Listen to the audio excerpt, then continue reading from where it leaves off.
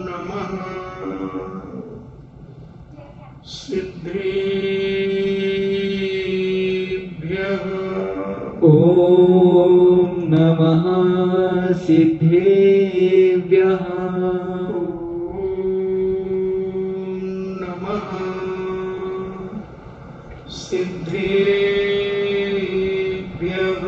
ओम नमः सिद्धेभ्यः। नमः सिद्धेभ्यः। ओम नमः सिद्धेभ्यः। पंच परमेष्टि भगवान की जय। अहिंसामय वीतराग विश्व धर्म की जय। देवादिदेव 1008 श्री आदिनाथ भगवान की जय। देवादिदेव 1008 चिंतामणि घोर उपसर्ग विजेता श्री पार्श्वनाथ भगवान की जय। देवादिदेव 1008 शासन नायक बाल ब्रह्मचारी भगवान महावीर स्वामी की जय। परम पूजनीय निर्व्यापक श्रवण मुनि श्री सुधा सागर जी महाराज की जय। परम पूजनीय 3,9 करोड़ महामुनि राजों की जय। तपोदय अतिशय क्षेत्र की जय। खिल्लगतनी चुमान गंभीर सागर जी महाराज की जय। समस्त मुनि संघ की जय। चर्चा चल रही है संलेखना की। 12 वृत्तों में पूज्याचार्यों ने संलेखना की चर्चा की और उस संलेखना के बारे में अपन समझ रहे हैं शिक्षाव्रतों के संबंध में, क्योंकि शिक्षाव्रत अलग अलग से आचार्यों ने अलग अलग प्रकार से शिक्षाव्रत की बात कही है जो अपन विगत दिनों से सुन रहे थे। अब संलेखना जो पूज्य आचार्य ने समन्वत स्वामी ने तो वैयाव्रत की बात कही है, मगर वसुनंदी स्वावकाचार में 4 शिक्षाव्रत में संलेखना को लिया। और भी आचार्यों ने तत्वार सूत्र में अतिथि संविभाग की बात की, चारित्र पाहुड़ में संलेखना की बात की। तो अपन संलेखना की चर्चा करें, क्योंकि जैन दर्शन जीना नहीं सिखाता, मरना सिखाता है। दुनिया के सारे दर्शन जीना सिखाते हैं, मगर जैन दर्शन एक ऐसा दर्शन है वो कहता तुम तो जी रहे हो मगर मरना भी जरूरी है, मरना ही पड़ेगा, तो कैसे मरे।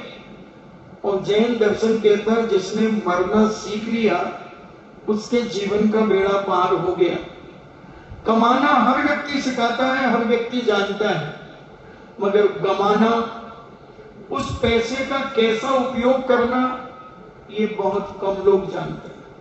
उसी प्रकार जीवन जीना सब सिखाते हैं, मगर मरना बहुत कम लोग सिखाते हैं। तो जैन दर्शन ने मरना सिखाया कि किस प्रकार से हम मरे अपने जीवन में, क्योंकि मरना अनिवार्य है। कोई भी व्यक्ति अमर होके नहीं आया, चाहे वो स्वर्गीय देवता क्यों ना हो। स्वर्ग का देवता भी एक न एक दिन मरेगा। सबसे अधिक आयु स्वर्गीय देवताओं की 33 सागर की होती है और सबसे कम 10,000 वर्ष की आयु होती है। तो 10,000 वर्ष के बाद वो मरेगा। अगर जघन्य आयु की बात करें और उत्कृष्ट आयु 33 सागर की होती है, उसके बाद मरना ही पड़ेगा। भोगभूमि में जाएं तो 3 पल्ली की आयु अधिक से अधिक है और अंतर मुहूर्त आयु सबसे कम है। इसलिए जैन दर्शन मरना भी सिखाता है कि जब मरना ही है तो उसको भी सीख लो कि कैसे मरा जाता है। और जो व्यक्ति मरना सीख जाता है वह अपने जीवन में बहुत जल्दी मोक्ष को प्राप्त हो जाता है। तो अपन आज मरने की चर्चा करेंगे संलेखना की चर्चा करेंगे कि संलेखना क्या है। संकल्प पूर्वक मरने की तैयारी का नाम संलेखना है। संकल्प पूर्वक मरण की तैयारी करना संलेखना कहा गया है। तो यह संलेखना अच्छे प्रकार से काय और कसाय का लेखन करना संलेखना है। काय यानी अपने शरीर को और अंदर बैठी हुई कसायों का संलेखन लेखन करना, उसे जैनाचार्यों ने संलेखना कहा। निष्प्रतिकार, उपसर्ग आने पर, दुर्भिक्ष होने पर, बुढ़ापा आने पर और मृत्युदायक रोग होने पर धर्मार्थ शरीर छोड़ने को संलेखना कहते हैं। संलेखना कब ली जाती है? संलेखना कब ली जाती है? तो कहते हैं निष्प्रतिकार, जब तक किसी रोग का कोई प्रतिकार ना हो। त्यागी व्यक्ति के लिए कहा जा रहा है कि जब उस ऐसा कोई रोग हो जाए कि जिसका कोई दुनिया में प्रतिकार ही नहीं है, मरना ही पड़ेगा। जैसे उदाहरण के लिए ट्यूमर। अब ट्यूमर एक ऐसा रोग है, किसी को भी हो सकता है। अभी हमारे पूज्य आचार्य श्री के संघ की कारिका को ट्यूमर हुआ, सब इलाज हुए, जब मरना ही है तो फिर उन्होंने आचार्य श्री की आज्ञा और अपने अंदर की भावना रख करके अपनी संलेखना करना शुरू कर दिया। और बड़े शांति से उन्होंने प्राण छोड़े। तो निष्प्रतिकार, जिसका कोई प्रतिकार न किया जाए, जिसको हटाया न जा सके, तब कोई ऐसा भयंकर उपसर्ग आ जाए, तब कोई ऐसा दुर्भिक्ष हो जाए, तब बुढ़ापा ऐसा आ जाए कि हाथ पैर चलना ही, उठना बैठना सब मुश्किल हो गया, ऐसा कोई मृत्युदायक रोग उत्पन्न हो गया, तो धर्म की रक्षा करने के लिए शरीर छोड़ने को संलेखना कहते हैं। ऐसे पूज्य समनभद्र स्वामी अपने रत्नकंडक श्लोकाचार्य में 122 नंबर के श्लोक में संलेखना की बात करते हैं। बाहरी शरीर और अभ्यंतर कसायों का उत्तरोत्तर क्रम से काय और कसाय के पुष्ट करने वाले कारणों को घटाते जाना, भले प्रकार लेखन करना संलेखना। इन्हें जो हमें कसाय पैदा कराते हैं, जो कारण जो हमारे शरीर को अनेक प्रकार से पुष्ट करते हैं, उन चीजों से बचना। और कसायों से शरीर ग्रस्त तो बहुत सारे लोग कर लेते हैं। कल जैसे मैंने कहा था, बहुत सारे शरीर को सुखा लेते हैं, मगर उनकी कसाएं उबलती रहती है। क्रोध भी उबलता है, मान भी उबलता है, मायाचारी भी उबलती है, लोभ भी उबलता है, राग देश भी उबलते हैं, ना जाने अंदर कितने विकल्प चलते रहते हैं। तो वो संलेखना नहीं है, केवल शरीर को ही सुखा लेना, शरीर को क्रश कर लेना, जैनाचार्य उसे संलेखना नहीं मानते। वो कहते हैं दोनों क्रश होना चाहिए। शरीर के साथ साथ अंदर बैठी हुई कसाएं भी सूखना चाहिए, वो भी टूटना चाहिए। कई लोग त्यागी व्यक्ति बनने के बाद कसाएं बना करके रखे रहते हैं, तो उनकी संलेखना नियम से बिगड़ेगी। बहुत अच्छा आचार्यों ने वर्णन किया है, अपन उसको समझेंगे, क्योंकि कहते हैं अंत भला तो सब भला, और अंत बिगड़ गया तो जीवन भर की जिंदगी का सब त्याग तपस्या सब बिगड़ गया। इसलिए संलेखना कब करना चाहिए, कैसे करना चाहिए, अनेक अनेक तरीके हमें पूज्य आचार्य बताएंगे, उनको अपन समझेंगे। जहां पर श्रावण धर्म की हानि होने लगे, इन्हें जिस साधु त्यागी व्यक्ति के धर्म की हानि होने लगे, यानी आंखों से दिखना ही बंद हो गया, अब ईरिया समिति नहीं बन रही, कैसे जीवों को देखें?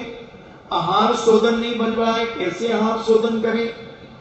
तो श्रावण धर्म की हानि करने वाली अतिशय वृद्ध अवस्था आने पर बिल्कुल ऐसे असाध हो गए, हाथ पैर जर्जर हो गए और बिल्कुल उठना बैठना चलना फिरना सब दुर्लभ हो गया।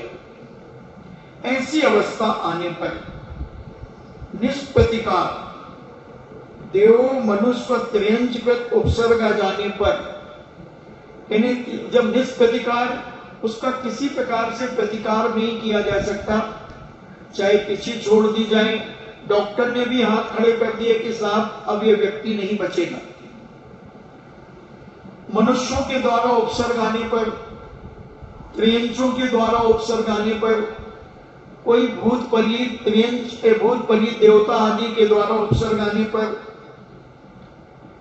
अनुकूल कसाय अनुभूत कोई शत्रु याद आ जाने पर, जो शत्रु तुम्हें चारों प्रकार से चारों तरफ से घेर रहा है, कोई ऐसी कसाएं अंदर तीप उबल रही हैं जिसके कारण मन विक्षिप्त हो गया। शत्रु जब चारित्र का नाश करने को उद्यत हो जाए, भयंकर दुष्काल आ पड़ने पर, हिंसक पशुओं से पूर्ण भयानक वन में दिशा भूल जाने पर, कंकर पत्थर के कारण जहां चलना दुष्कर हो, ऐसे जंगल में फंस जाने पर, आंख कान व जंगा बल अत्यंत क्षीण हो जाने पर, तथा इसके अतिरिक्त अन्य भी तत्सादृश कारणों के होने पर मुनि या ग्रस्त भक्त प्रत्याख्यान के योग समझे जाते हैं। यानी वो समाधि के योग समझे जाते हैं जब ऐसे विकराल कारण आ जाएं कि अब न उनका भोजन पच रहा है, यहां भोजन करते हैं वहां दस्त लग जाते हैं, दिन में 5-5, 10-10, 20-20 दस्त लग रहे हैं, मूंग की दाल का पानी भी नहीं पच रहा है, अब क्या करें? और शरीर ऐसा जीर्ण शीर्ण हो रहा है, तब जैनाचार्य कहते हैं अब तो संलेखना का संकल्प कर लो, अब संलेखना ले लो। तो ऐसे भगवती आराधना में विजया टीका में पूज्य आचार्य महाराज कहते हैं, ऐसा कोई रोग हो जाए, बुढ़ापा आ जाए, इंद्रियों और शरीर की बल की हानि तथा सद आवश्यक का नाश होने लगे, तब संलेखना होती है। ऐसे कोई जवान की संलेखना नहीं होती, स्वस्थ व्यक्ति की संलेखना नहीं होती। जब वो सब तरफ से घिराव को प्राप्त हो गया और सारे वैद्य, डॉक्टर, हकीम, जितने भी जानकार हैं, मनोवैज्ञानिक डॉक्टर, सबने कह दिया कि अब हमारे पास कोई इलाज नहीं है, कोई रास्ता नहीं है, तो उनकी संलेखना की बात की जाती है। श्रेष्ठ मुनियों को किसी निमित्त शास्त्र आदि के द्वारा अपना मरण निकट जानकर समाधि के लिए शीघ्र उद्यम करना चाहिए। अगर कोई साधु ज्योतिष को जानते हैं और ज्योतिष के माध्यम से वो समझ गए कि मेरी उम्र ज्यादा नहीं है, अब मुझे संलेखना ले लेना चाहिए, और दुर्निवार ऐसा कोई अब निवारण नहीं है उसका, ऐसी कोई भयंकर मरण के निश्चय हो जानकर निश्चय बुद्धि वाला धीर पुरुष बांधवों को पूछकर मोह छोड़कर आगमानुसार संलेखना धारण करते हैं। संलेखना कितने प्रकार की होती है? तो जैनाचार्य कहते हैं संलेखना 2 प्रकार की होती है, एक अभ्यंतर संलेखना और एक बाह्य संलेखना। यानी एक बाहर से संलेखना ले लेना, ऊपर से जैसे अपन कहते हैं दिखावा, और एक अंदर के परिणामों की विशुद्धि के साथ संलेखना लेना। एक भाव संलेखना कहलाती है, एक द्रव्य संलेखना कहलाती है। तो बाह्य और अभ्यंतर संलेखना क्या है, अपन उसे समझते हैं। बल को बढ़ाने वाले सब रसों का त्याग कर प्राप्त हुए रूखे आहार से कोई एक नियम विशेष लेकर अपने शरीर को क्रम से क्रश करना, यानी जो अच्छे शरीर को पौष्टिक बनाते हैं इस प्रकार के रस आदि पदार्थों को छोड़ देना और पेट भरने लायक हल्का फुल्का भोजन ग्रहण करना, ये बाह्य संलेखना है। ऐसे अपन देखते हैं कई साधु त्यागियों की संलेखना देखने आप जाते हैं तो वो सब छोड़ देते हैं, पानी लेने लगते हैं, गर्म पानी है, छाछ वगैरह लेने लगते हैं। ऐसे तो बहुत सारे लोग कर लेते हैं बाह्य संलेखना, मगर अंदर की संलेखना, अभ्यंतर संलेखना, नाम लेने से कोई मतलब नहीं। अभी वर्तमान में 10-20 साल में जो संलेखनाएं हुई उनमें बाहर से तो संलेखना की, बाहर संलेखना तो उन्होंने की, शरीर को क्रश कर दिया, हड्डियों पे ऐसी एक चमड़ी लपटी हो जैसे ऐसे शरीर को छीन कर दिया, मगर जो अभ्यंतर भीतर की जो संलेखना है वो देखने में कम नजर आई। तो क्रोध, मान, माया, लोभ आदि जो कसाय हैं, इन कसाय को क्रश करना अभ्यंतर संलेखना है। इन्हें अपने अंदर के परिणामों में सरलता लाना, विनम्रता लाना, क्षमा भाव लाना, ये बहुत कठिन है। शरीर से तो 1-1, 2-2, 4-4 उपवास कर लेते हैं, भोजन छोड़ देंगे, रस छोड़ देंगे, मगर जैनाचार्य कहते हैं सबसे दुर्लभ है अंतरंग संलेखना करना, यानी अपने परिणामों को निश्चल बनाना, सरल बनाना, तो ये मुश्किल लगता है। द्रव्य भाव संलेखना क्या है? तो द्रव्य संलेखना और भाव संलेखना, तो भाव संलेखना के लिए काय क्लेश रूप अनुष्ठान करना, अर्थात भोजन आदि का त्याग करके शरीर को क्रश करना, ये द्रव्य संलेखना है। और भाव संलेखना वही कसाय रहित अनंत ज्ञानादि गुण लक्षण परमात्म पदार्थ में स्थित होकर राग आदि विकल्पों को क्रश करना भाव संलेखना है। इन्हें अपने परिणामों को निर्मल करते हुए परमात्मा यानी अनंत भगवान के चिंतन मनन में, उनके गुणानुवाद में स्थित होना, राग आदि विकल्पों को क्रश करना। कई बार व्यक्ति कहता मैं संलेखना तो ले ली, फिर कहते मेरी बेटियों को बुला दो, मेरे बेटों को बुला दो, इनको बुला दो, उनको बुला दो। अरे जिंदगी भर तो इनके मुंह देखे हैं, अब अपना मुंह देखना शुरू करो, पराये मुंह देखना बंद कर दो। अब किसी से कोई मतलब नहीं, ये सब राग पैदा करेंगे, तुम्हें मानसिक दुखी करेंगे। कोई आ सकता है, पिताजी आप तो यहाँ आ गए, संलेखना ले रहे हो, वहां बड़े भैया ने हिस्सा बांट कर दिया, हमें बहुत कम दिया है। अब बोलो पिताजी को विकल्प करा दिया, पिताजी व्यति बन गए थे, साधु बन गए थे, छुल्लक गेलक बन गए थे, और घर के आकर के लोगों ने राग द्वेष करा दिया। अब कैसे संलेखना चलेगी उनकी? ऊपर से तो त्याग करा रहे हैं आचार्य महाराज, निर्व्यापिकाचार्य कह रहे हैं कि हाँ अब देखो ठीक चल रहा है, हाँ अब ऐसा ये त्याग कर दो, ये कर दो, मगर अंदर कैसा अन्याय कर दिया। मैं तो सब समझा के आया था और कह रहे थे हम सब मिलकर के एक रहेंगे, और इधर मुझे भेज दिया, पिताजी आप जाओ अच्छे से संलेखना करो, हम किसी प्रकार का विकल्प नहीं करना, और उधर किसी ने थोड़ी सी खुशकी छोड़ दी। अब जो संलेखना लेने वाला छपक है उसके मन में राग द्वेष चालू हो गया, कसाय परिणाम जाग गया।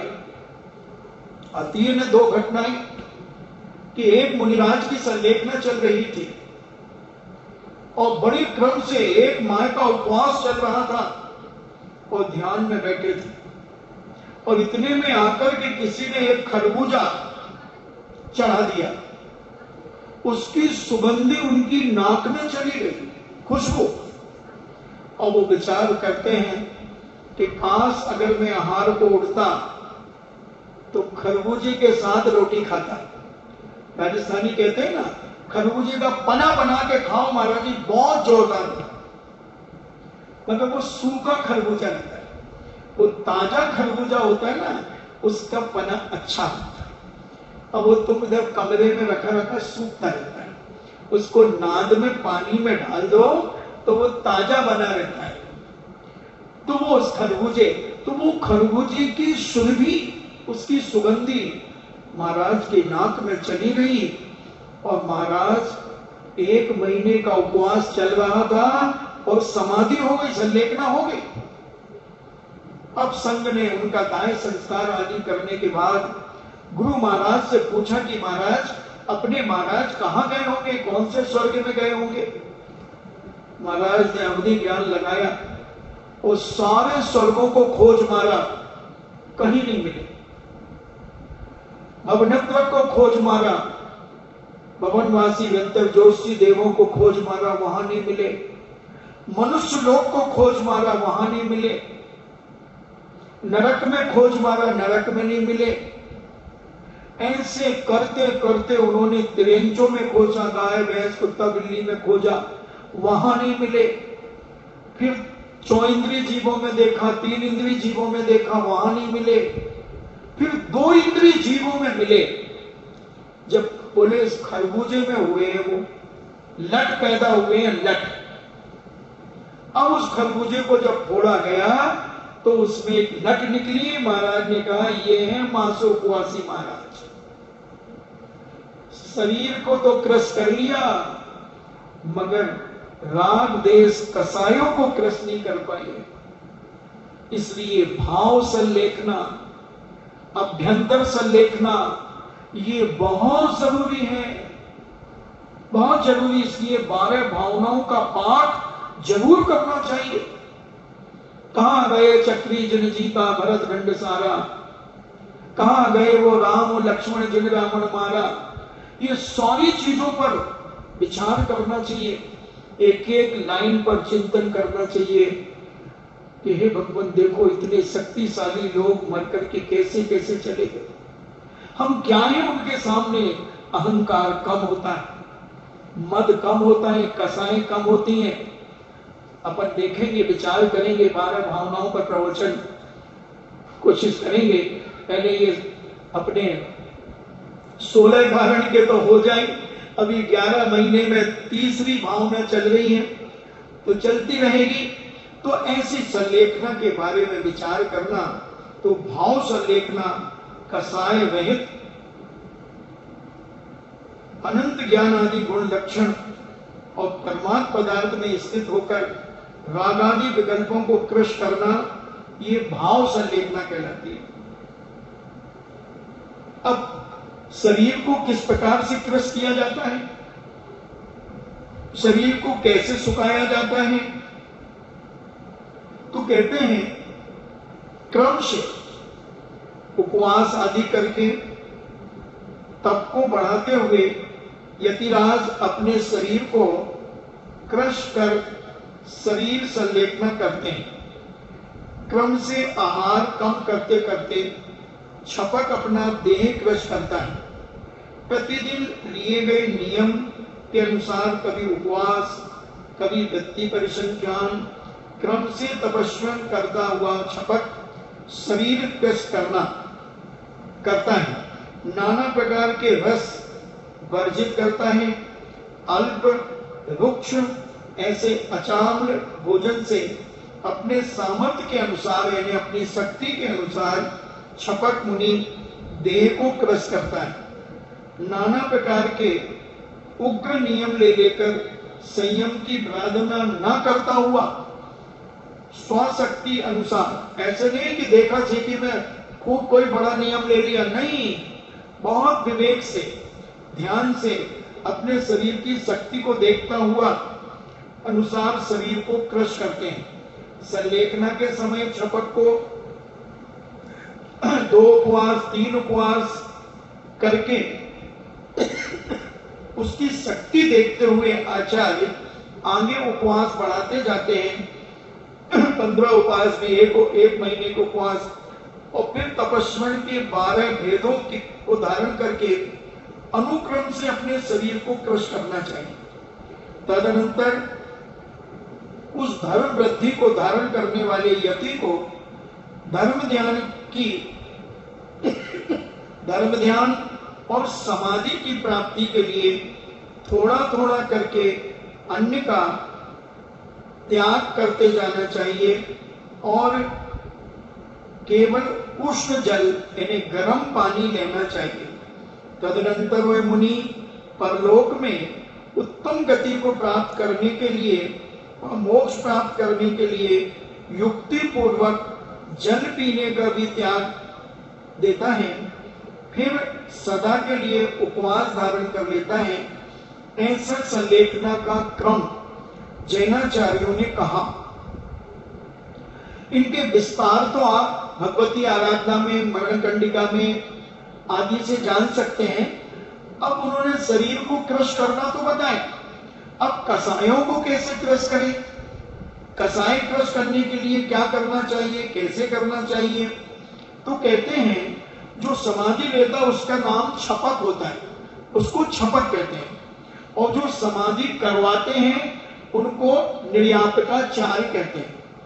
निर्यापक आचार्य उनका निर्देश करते हैं, उनको उपदेश देते हैं, उनकी सारी क्रियाओं में वो सावधान रहते हैं। तो छपक कसाई की संलेखना करता हुआ कहता है कि मैं समस्त जीवों के अपराधों को क्षमा करता हूं, चाहे परिवार की बातें हो, चाहे संघ की बातें हो, चाहे कहीं की भी बातें हो, उन सब जीवों को मैं क्षमा करता हूं। देखो, क्षमा मांगना और क्षमा करना बहुत अंतर है।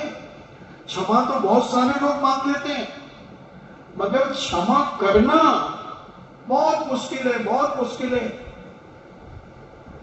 तो क्षमा करता हूं तथा मुझसे जो अपराध बने हो उसको तीनों लोगों के समस्त जीव क्षमा कर देवे।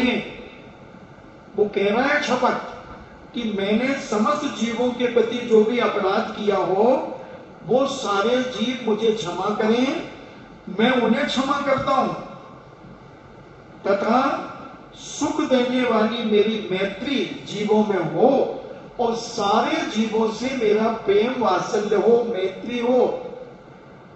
और ये कब होगा? अभी से शुरू करो।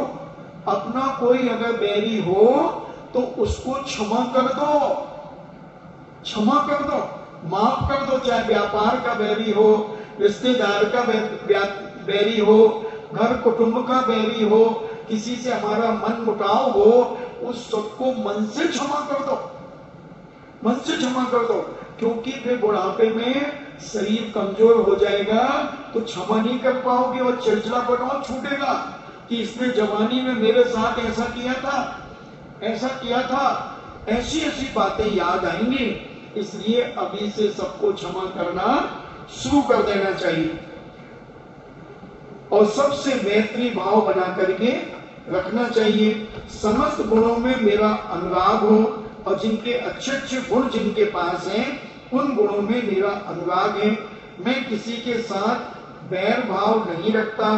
मैं राग को, कसाय के संबंध में द्वेष, हर्ष, दीनता रूप परिणामों को, स्नेह को, रति अरति जुगुप्सा को तथा और भी कर्मजन्य जो आत्मा के विकार हैं, जिन कारण से आत्मा में बुरे परिणाम आते हैं, उन सबका मैं मन वचन काया की शुद्धता पूर्वक उनका त्याग करता हूं। ये अपने हृदय में समस्त जीवों के लिए दया धारण करना तथा सबसे शत्रुता और मित्रता का त्याग करता हूं।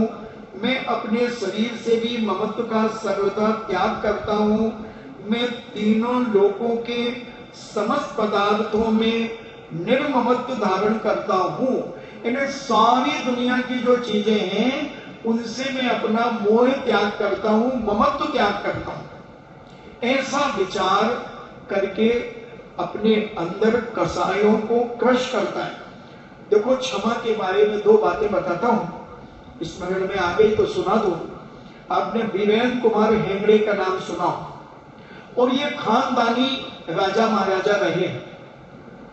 तो 150 साल पहले इनके परिवार के किसी व्यक्ति ने शिकार खेल लिया। अब जब शिकार खेल लिया तो उनको घर से निकाल दिया, क्षमा नहीं किया, घर से निकाल दिया। अब घर से निकाल दिया तो उनके जो मिलने जुलने वाले थे, उनको जो चाहते थे, वो 10,000 लोग उनके साथ निकल गए और सारे के सारों ने जैन दर्शन छोड़ दिया और अन्य मत मतांतरों को मानना शुरू कर दिया। अगर काश उन्हें क्षमा कर दिया जाता तो वो 10,000 लोग जैन दर्शन को तो नहीं छोड़ते। भाई ठीक है, शिकार खेल लिया था, उसका प्रायश्चित होता है, साधु संतों के पास ले जाकर के उनको प्रायश्चित करा देते, मगर वो क्षमा नहीं किया। उन्हें भी गुस्सा आ गया, क्रोध आ गया, तो वो भी घर से निकल गए और घर के मुखिया लोगों ने निकाल दिया। अब उनके पीछे 10,000 लोग निकल गए।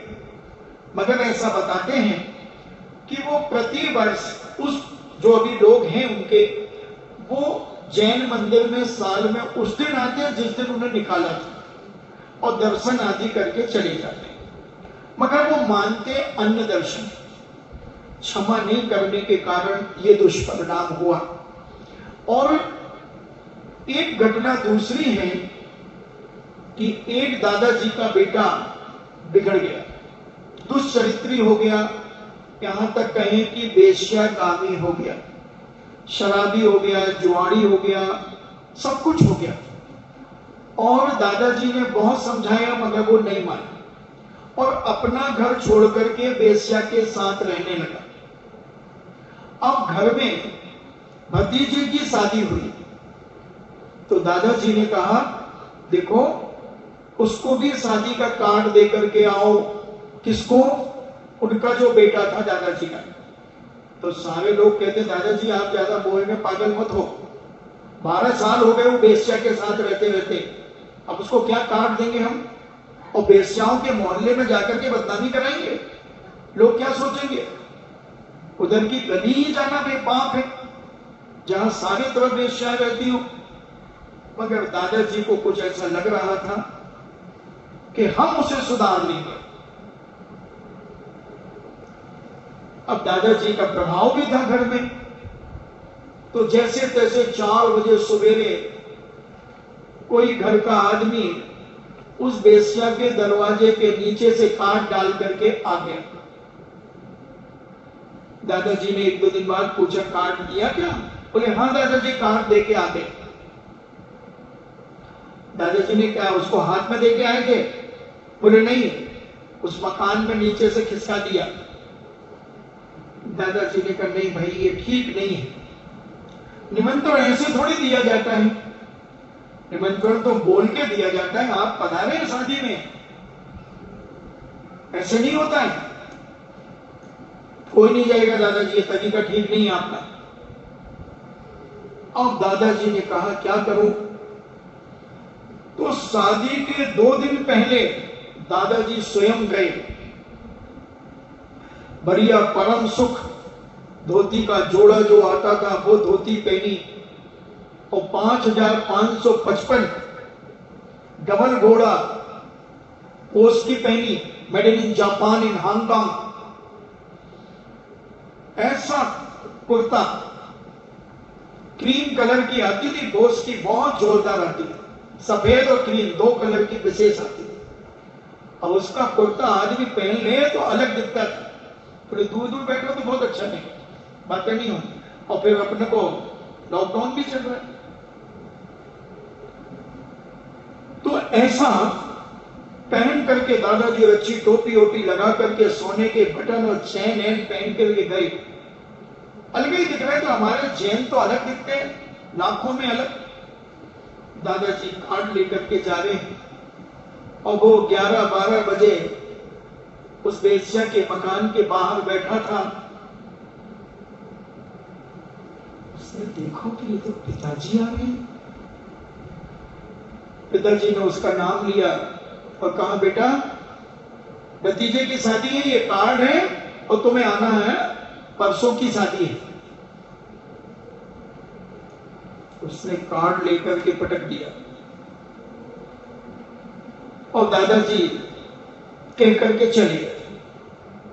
सारी वेश्याएं देख रही हैं, मगर दादाजी नीचा सिर करके गए और नीचा सिर करके आ गए।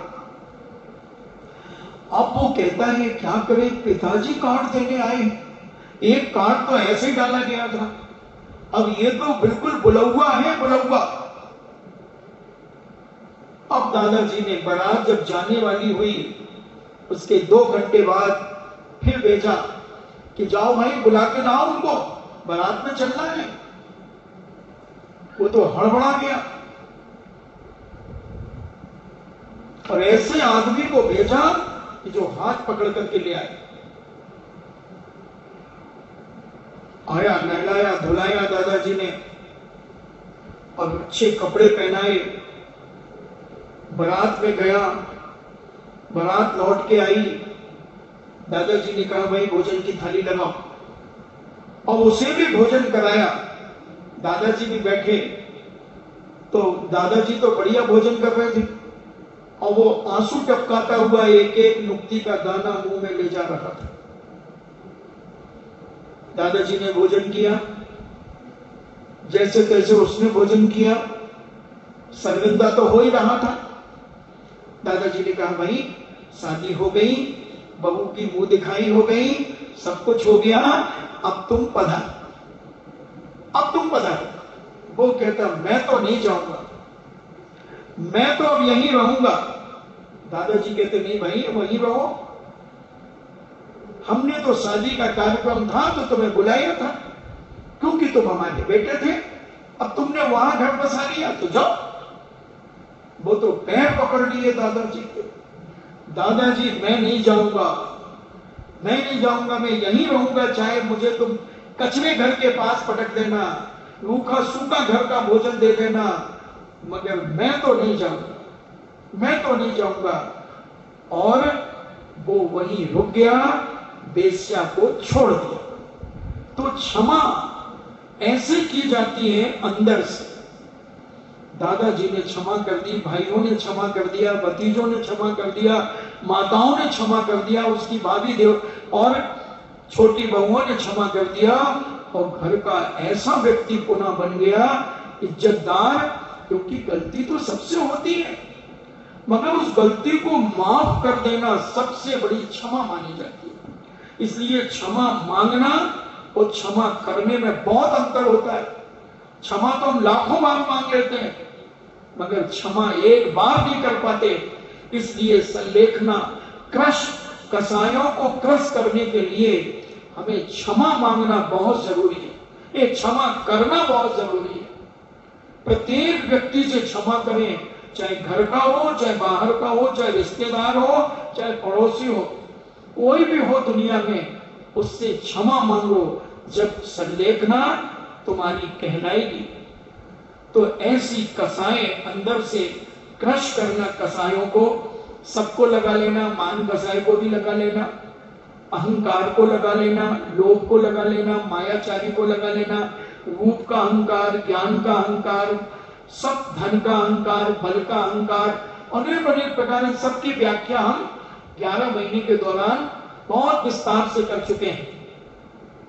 तो जैनाचार्य कहते हैं ऐसी कसायों को क्रश करते हुए अपने जीवन में भोजन करना। तो अचाम्ल, निर्विकृति, निर्विकृति तथा कांजी आहार क्या है?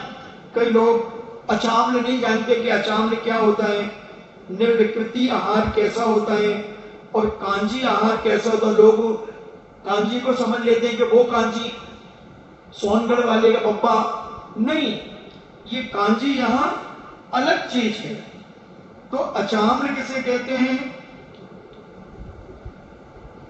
गर्म कांजी में शुद्ध आहार मिलाकर आहार करना अचाम्ल है। अब वो क्या है? तो उसे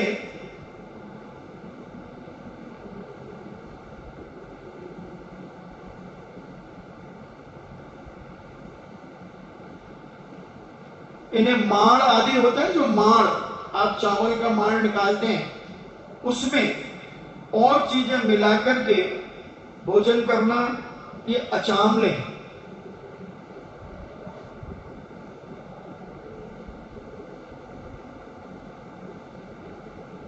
उत्कृष्ट 2 दिन, 3 दिन, 4 दिन और 5 दिन के उपवास के बाद अधिकतर परिमित और लघु आहार अचामल को करते हैं।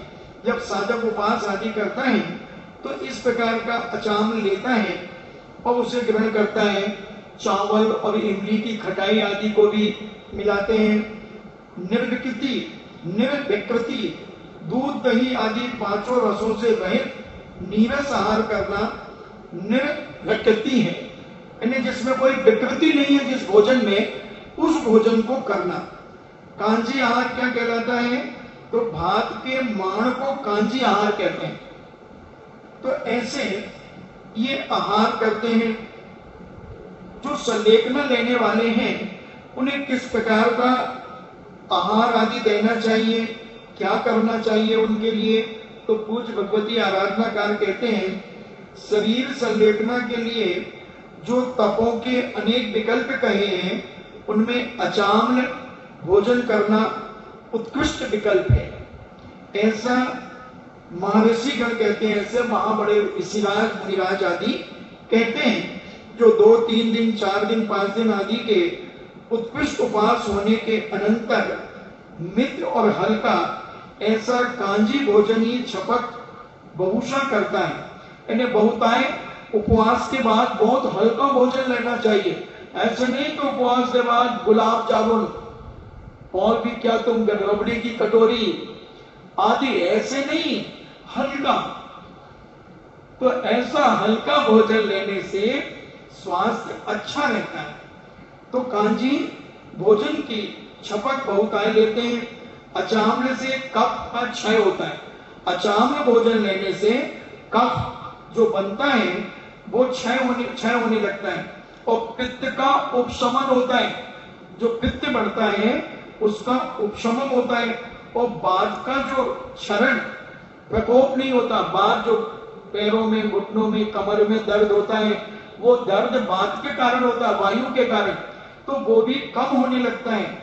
इसलिए अचामल में प्रयत्न करना चाहिए, यानी अचामल भोजन करना चाहिए। और जो आहार कटुक, तिक्त, अम्ल, कसायला, नमकीन, मधुर, बिरस, दुर्गंधयुक्त, अस्वच्छ, गरम और ठंडा नहीं है, ऐसा आहार छपक को देना चाहिए। जो पेय पदार्थ क्षीण शरीरी छपक को दिया जाता है वह कफ को उत्पन्न करने वाला नहीं होना चाहिए और स्वच्छ होना चाहिए, और छपक को देने से जो पच जाए ऐसा पथ्य हितकर होगा, ऐसा पानक देने योग्य है। ऐसे नहीं कि अब आप तो जा ही रहे हो, अब आपकी तो संलेखना हो रही है, लो ये गुजिया खा लो ये पेड़ा खा लो, ये लघु का खा लो। नहीं, उसको अब मोह मत करो, अब उसकी साधना में सहयोग करो, साधना में बाधक मत बनो, मोह मत करो। नहीं तुम्हें तो ये कचौरी बहुत अच्छी लगती थी, एक कचौरी तो खा लो कम से कम, लघु का खूब खाते थे, लघु का तो खा लो कम से कम। नहीं, ऐसा मोह न करके वहां सादा भोजन कराना चाहिए, और ऐसा भोजन कराना चाहिए जो छपक की मल की शुद्धि कर सके, क्योंकि मल जम जाता है। 6 महीने का मल पेट में जमा रहता है, उस जब तक वो मल नहीं खिसकेगा जब तक समाधि नहीं होती। इसलिए लिक्विड चीजें दी जाती हैं। पानक का सेवन करने वाले छपक को पेट के मल की शुद्धि के लिए माण की तरह मधुर विरेचन पिलाना चाहिए, माण पिलाना चाहिए, तो वो पेट साफ होता जाएगा। ऐसे संलेखना में बहुत सावधानी रखना पड़ती है, और अभी से अपन इसका ध्यान रखें। अगर कहीं मोहल्ले पड़ोस में कोई संलेखना का भाव बनाए तो अपन उसकी सहयोग कर सकें, उनको सहायता कर सकें। और उस किस प्रकार के परिणाम उस समय क्या संलेखना के लिए रत्नत्रय की आराधना अंत समय में करनी चाहिए। पूछा उन्होंने कि अंत समय क्या हमें मुनि बनना ही चाहिए। तो कहते हैं मरण समय में रत्नत्रय की आराधना करने वाले विराधक को दीर्घ काल तक संसार में भ्रमण करना पड़ता है। इन्हें जो मुनिराज हैं अगर वो रत्नत्रय की आराधना करते हैं, इन्हें रत्नत्रय में अपने मुनि पने में दोष लगाते हैं, तो वो संसार में दीर्घ काल तक भ्रमण करते हैं। उन्हें बहुत समय तक संसार में जन्म मरण करना पड़ता है। परंतु दीक्षा शिक्षा काल में विराधना हो गई हो तो मरण काल में रत्नत्रय की प्राप्ति हो जाने से संसार का नाश हो जाता है। क्या कह रहे हैं, अगर तुम्हारे जवानी के समय पर मुनि अवस्था में कोई दोष लग गया हो तो उसका प्रायश्चित आदि लेकर के समाधि के समय अपना शुद्धिकरण कर लें और अपने रत्नत्रय को पवित्र कर लें तो तुम्हारे संसार का नाश हो जाता है। अतः मरण काल में रत्नत्रय से परिणति करनी चाहिए, ऐसा हमारा अभिप्राय है। परंतु इतर कालों में की गई आराधना भी विफल नहीं जाती। इन्हें जो अन्य समय तुमने भगवान की भक्ति रत्नत्रय का पालन किया है वह बेकार नहीं होगा, उसमें उससे कर्म का संवर व निर्जरा होती है तथा घाती कर्मों का क्षय करने में निमित्त होगी, ऐसा हम समझाते हैं। पूज्य आचार्य भगवती आराधना में ऐसा समझा रहे हैं। पूर्व काल में जिस जीव ने रत्नत्रय की आराधना नहीं की है वह मरण समय उसकी आराधना कर ले, ऐसा व्यक्ति स्थानों के दृष्टांत को प्राप्त होता है। अर्थात बिल्कुल उस अंधे व्यक्ति की भांति है जो कि अकस्मात इस स्थानों से टकरा जाने के कारण नेत्रवान हो गया है। एक उदाहरण आता है, गणेश प्रसाद वर्णी जी का भी आता है और पंडित भूरामल जी का भी आता है कि अपने जो ज्ञान सागर जी भविष्य में बने तो वो गिल्ली डंडा खेल रहे थे। तो एक व्यक्ति की आंखों से दिखता नहीं था, तो गिल्ली डंडा खेलते खेलते एक दिन गिल्ली उचक करके उस लड़के को लगी तो उसकी आंखों से खून निकलने लगा। तो खून निकला तो ये डर गए और ये घर आ गए वापस दौड़ करके। अब जब वो बच्चे का खून निकल गया, लोगों ने खून साफ कर दिया, तो वो कहता मुझे तो आंखों से दिखने लगा, मेरी आंख तो ठीक हो गई। तो भूरामल जी के पास चलो और भूरामल जी के मैं चरण छूना चाहता हूं। और भूरामल जी तो डर के मारे छुप गए दरवाजे के पीछे कि अब ये मारेगा आकर के, इसके मम्मी पापा लड़ेंगे मेरे माता पिता से। तो जब उन्होंने कहा भैया भूरामल जी कहाँ हैं आपके बेटे जो बनारस में पढ़ करके आए हैं? बोले क्यों? बोले उनसे हम उनके दर्शन करना चाहते हैं। बोले भाई बात क्या हो गई? बोले नहीं नहीं आप उनको बुलाओ। अब भूरामल जी तो घबरा रहे थे, मगर उन्होंने कहा भाई उन्हें बुलाओ, मेरा बेटा अंधा था, इसके आंखों से दिखता नहीं था, मगर गिल्ली डंडा इसकी गिल्ली लगने से उनका मरा खून निकल गया तो आंख से दिखने लगा। तो ऐसा कह रहे हैं, ऐसा कभी कभार कोई ऐसी घटना घट जाती है कि पूर्व काल में जिस जीव ने रत्नत्रय की आराधना नहीं की वह मरण समय उसकी आराधना का कर ले। ऐसा व्यक्ति स्नानु के यानी ऐसा कभी होता है जिसने जिंदगी में उल्टे सीधे काम किए हो, राग देश किया हो, यहाँ वहां की बातों में लगा रहा हो, इसको उसको जलील करता रहा हो, तो ये जरूरी नहीं कि वो अंत समय सुधर जाए। ये तो कोई अपवाद है ऐसा। इसलिए सदा काल अपने व्रतों को निर्दोष पालन करना चाहिए। आचार्य तो ये उसको काकताली न्याय के अनुसार ऐसी घटना कभी घट जाती है।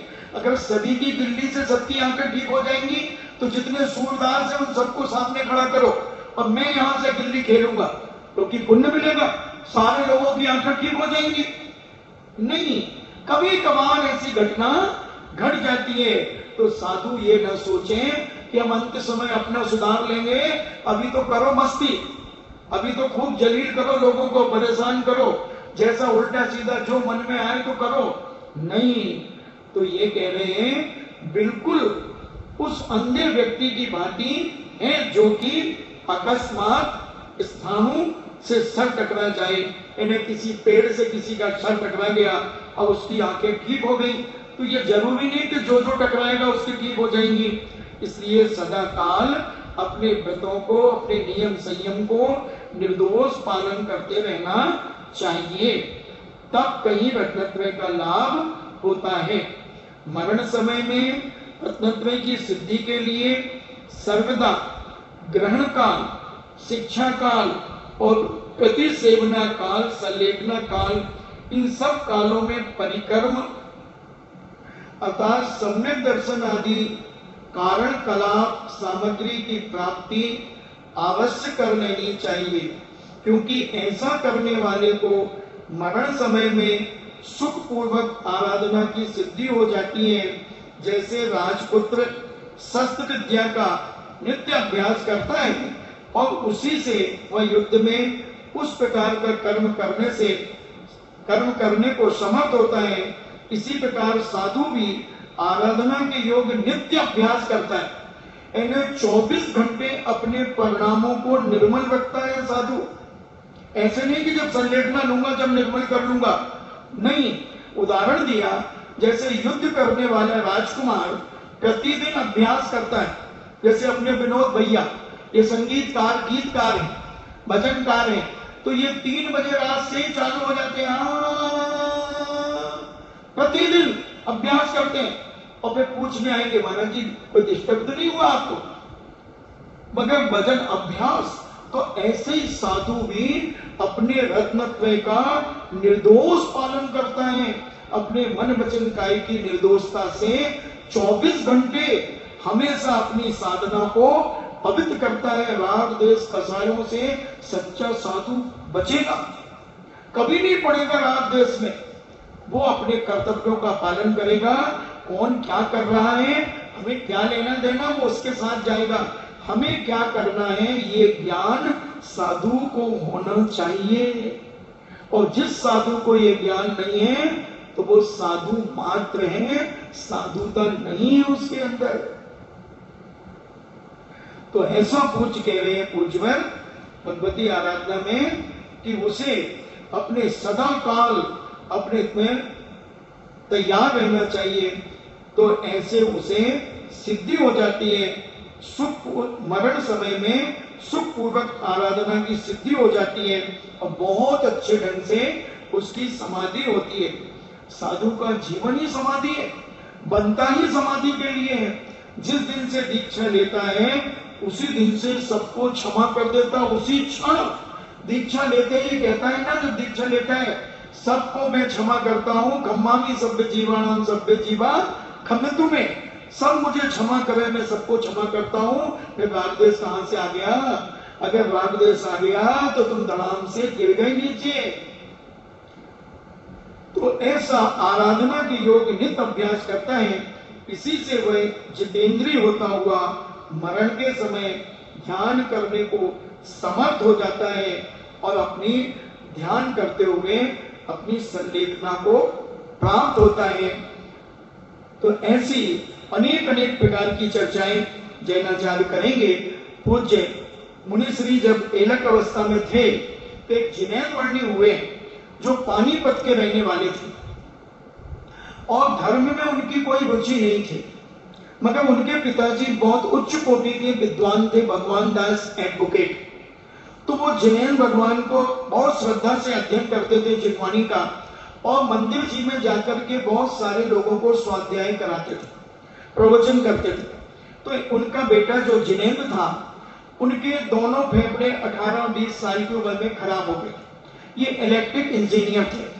तो जब इनसे कहा कि बेटा तुम अब अस्वस्थ रहते हो तो तुम हमारे प्रवचन सुनने आया करो, वो कहता फालतू का समय नहीं है मेरे पास। जैसे अभी अपने बहुत सारे लोग कहते हैं फालतू में कौन बैठा प्रवचनों में, अपन तो वहां बैठेंगे लाभू जी की होटल के वहां कुर्सी डाल करके, अपन तो वहां गेट पे बैठेंगे कुर्सी डाल करके, लोगों से चर्चा करेंगे, कमरों के बाहर बैठेंगे, अपन आराम से गप्प सड़ाका करेंगे। तो सब प्रकार के लोग हैं। तो ऐसे ही वो भी थे। कुछ दिनों के बाद उन्होंने कहा पिताजी मैं आपका प्रवचन सुन के चलूं? तो बोले बेटा नहीं, तुम्हारे 2 घंटे खराब हो जाएंगे। फिर भी वो जिद करके एक दिन गए, तो पिताजी ने वर्तमान साइंस को लेकर के प्रवचन किया, तो वो एकदम अंदर से तिलमिला गए और बोले ये तो हमारा साइंस कहता है ऐसी बात, आपने कैसे कही? बोले हमारा जैन दर्शन कहता है ऐसी बात। उनकी श्रद्धा बढ़ी और उन्होंने कहा मैं जैन दर्शन पढ़ूंगा, मगर पिताजी ने कहा मैं नहीं पढ़ाऊंगा। फिर 3 विद्वान उनके लिए लगाए गए और 3-3 घंटे एक विद्वान नमोकार मंत्र से पढ़ना शुरू किया और 12-13 साल तक उन्होंने पढ़ा। फिर 3-4 साल रिवीजन किया, फिर 40 किलो कागज में लिखा जैन सिद्धांत कोश, शांतिपद प्रदर्शन, कुंद कुंद का कुंदन, प्रभु वाणी, सत्य दर्पण, नए दर्पण, ऐसे अनेक ग्रंथ उन्होंने तैयार किए। और जब फिर दीक्षा ले ली, मगर बीमारी होने के कारण फिर दीक्षा छोड़ दी। फिर 1983 में पूज्य आचार्य विद्यासागर जी महाराज के पास आए सागर में, तो उन्होंने निवेदन किया कि महाराज मैं आपके चरणों में संलेखना लेना चाहता हूं। तो आचार्य श्री ने कहा भाई अभी हमारा निश्चित नहीं है, जब मैं निश्चित स्थान पर पहुंच जाऊं तब आप देख लेना। तो आचार्य श्री वहां से विहार करते हुए सम्मेद शिखर जी पहुंचे और सम्मेद शिखर की वंदना करके ईसरी में आ गए। तब वो जिनेंद्र वर्णी जी ईसरी पहुंचे और आचार्य श्री से निवेदन किया कि महाराज अब मैं आपके चरणों में संलेखना लेना चाहता हूं। चतुर्मास शुरू हो गया था, संलेखना दी, उनके पहले उन्हें दीक्षित किया और सिद्धांत सागर उनका नाम रखा और वो बड़े शांत परिणामी। तो उस समय पूज्य सुधा सागर जी महाराज परम सागर थे एलक अवस्था में, निसंग सागर, समता सागर, दया सागर, स्वभाव सागर आदि महाराज सब एलक अवस्था में जो थे वो इनकी सेवा में लगे हुए थे, क्योंकि इनको कफ आता था, उठने बैठने में तकलीफ होती थी, तो कफ अपने हाथों से लेकर के फेंकना, लघु शंका कराना, मल विसर्जन कराना आदि सारी वैयावृत आदि करना। तो ये सारी सेवाओं में हमारे एलक जी महाराज और कुछ ब्रह्मचारी गण लगे हुए थे। चल रही थी संलेखना, समाधि चल रही थी। देखना कितने सावधान थे, इतनी बीमारी के बाद भी प्रतिदिन आचार्य श्री क्लास लेकर के आते थे, संबोधन करते थे और ये तो इतने ज्ञानी थे कि जिसका कोई हिसाब नहीं। बड़े सरल परिणामी थे, शांत भाव से रहने वाले थे। एक दिन अचानक परम सागर जी से कहा, परम सागर जी आचार्य श्री को बुलाओ, लगभग 8 बजे होंगे। तो उन्होंने कहा महाराज जी आचार्य श्री तो 9:30 बजे आएंगे, अभी तो क्लास लेने चले गए। वो बोले नहीं, चेतना खिसक रही है, चेतना खिसक रही है। तो आचार्य श्री के पास गए, आचार्य श्री ने कहा भाई अभी क्लास का समय, अभी कहा? बोले नहीं, वो कह रहे हैं चेतना खिसक रही है। आचार्य श्री आए तो आचार्य श्री ने कहा क्यों, क्या बात है? बोले महाराज संघ को, आहार को उठा दो, चेतना खिसक रही है, तो अगर समाधि हो गई तो फिर संघ को उपवास करना पड़ेगा। देखना दया भाव, देखना कितना। और आचार्य जी ने कहा नहीं, अभी ऐसा कोई लक्षण नहीं दिख रहा है। तो उन्होंने अपनी आंख का कीचड़ निकाला और कहा कि देखो महाराज इसकी गंध सूंघो। ये विष्ट समुच्चय में गाथा आई है कि इस प्रकार की अगर गंध आती है तो अंतर मुहूर्त में समाधि हो जाएगी, अंतर मुहूर्त, एक मुहूर्त में समाधि हो जाएगी। इसलिए आप संघ को, आहार को उठा दो। अब बोलो तुम्हारे यहाँ 8 बजे क्या मिलेगा? 8 बजे अगर साधु तुम्हारे चौके में आ जाए तो क्या मिलेगा? मनोरम सामान मिलेंगे, सब्जी मिल जाए, पानी तो गर्म मिल जाएगा, ज्यादा हो गए तो खरबूजा के पीस मिल जाएंगे, और नहीं तो फल आदि जैसे तैसे दूध मिल जाएगा। तो अब साधु फटाफट आहारचर्या को उतर गए।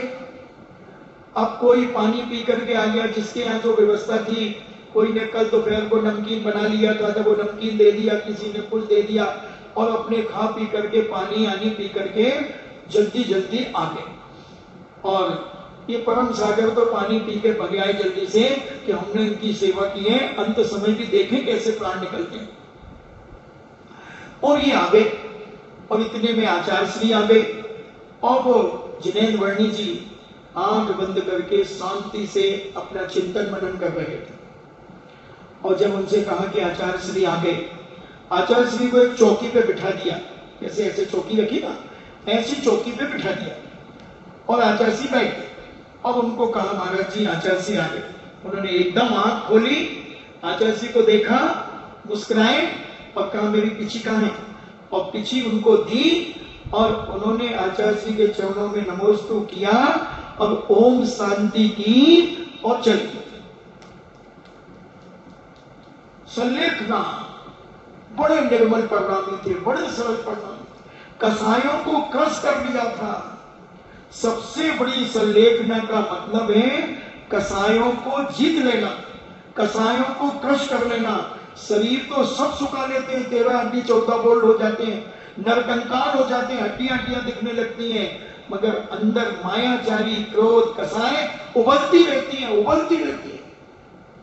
इसलिए ऐसे कमरे में फोटो लगी है जिनेंद्र वर्णी जी की, तो ऐसे जिनेंद्र वर्णी ने सल्लेखना ली। ऐसी सल्लेखना हमें भी लेना है, अपन सबको लेना है। इसलिए सल्लेखना के बारे में हम जितना हमें समझ में आएगा हम आपको बताने का प्रयास करेंगे। इन्हीं मंगल भावना के साथ जिनवाणी स्तुति।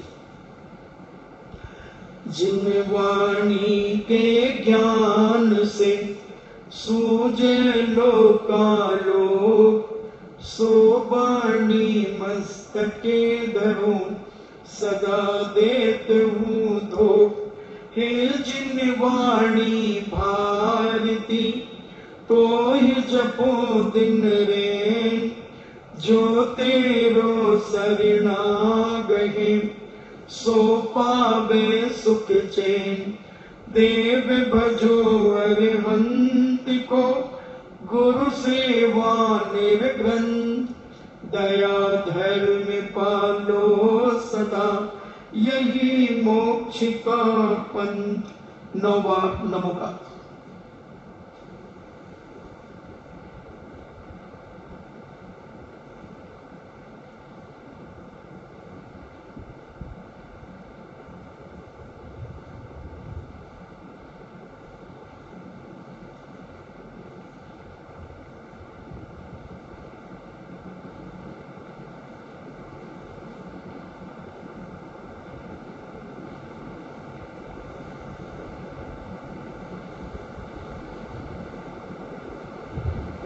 परम पूजनीय द्वादशांग जिनवाणी माता की सुत देवता, सुत देवता, सुत देवता, जैनम जेतु शासनम, जैनम जेतु शासनम, जैनम जेतु शासनम।